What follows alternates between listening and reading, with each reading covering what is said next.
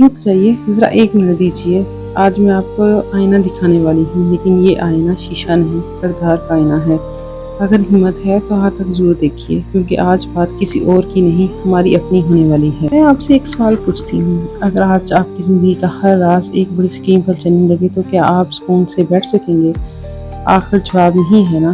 تو آج ایک ویڈیو آپ کے لیے ہے. ہم سب کی سب سے بڑی کمزوری پتہ ہے کیا؟ ہم سب کی ایک عجیب عادت ہے، کسی کی غلطی نظر آئے تو ہماری آنکھیں فوراً زوم کر لیتی ہیں، اور جب اپنی غلطی سامنے آئے تو ہم کہتے ہیں ارے وہ تو حالات ایسے تھے. کسی اور سے غلطی ہو تو کہتے ہیں یہ دیکھو کیسا انسان ہے.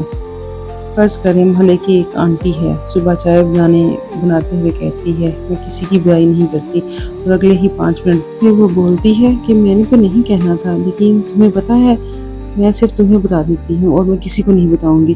پھر آدھا محلہ اپڈیٹ ہو جاتا ہے. سوچئے اگر اللہ تعالیٰ ہمارے ہر گناہ کو سب کے سامنے ظاہر کر دے تو شاید ہم گھر سے بھی نہ نکل پاتے.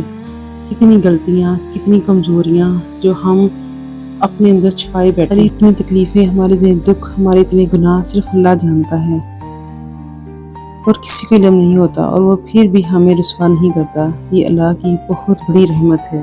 اور آپ کو اس چیز کا اندازہ ہے کہ جو شخص دوسروں کی عزت چھپاتا ہے اللہ اس کی عزت کی حفاظت کرتا ہے یا ان کو. اور آپ نے خود معائنہ کرنا ہے کہ آپ دوسروں کی عزت بچانے والوں میں سے ہیں یا ان کی عزت چھانے والوں میں سے ہیں.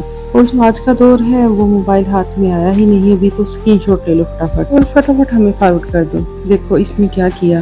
لیکن کبھی سوچا ہے اگر یہی سب ہمارے بارے میں ہونے لگے تو کیسا لگے گا؟ لوگوں کی عزت اٹھانے سے کوئی بڑا نہیں بنتا، بلکہ وہ بڑا بنتا ہے جو کسی کی کمزوری جان کر بھی خاموش رہتا ہے.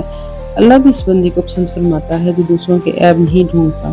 آج رات سونے سے پہلے صرف ایک سوال خود سے پوچھیے، آج میں نے کتنی بار کسی کی عزت برائی کی اور کتنی بار کسی کی عزت بچائی ہے؟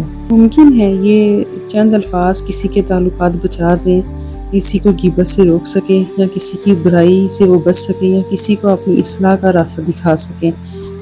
تو بہتر ہے کہ ہم دوسروں کو تاڑ میں رکھنے کی بجائے اپنے آپ کو بہتر کریں اور ہم اپنی اصلاح کریں، کیونکہ ہم خود بہتر ہوں گے تو سب کچھ بہتر ہوگا. شاید ہماری زندگی بدل جائے چند الفاظ ہمارے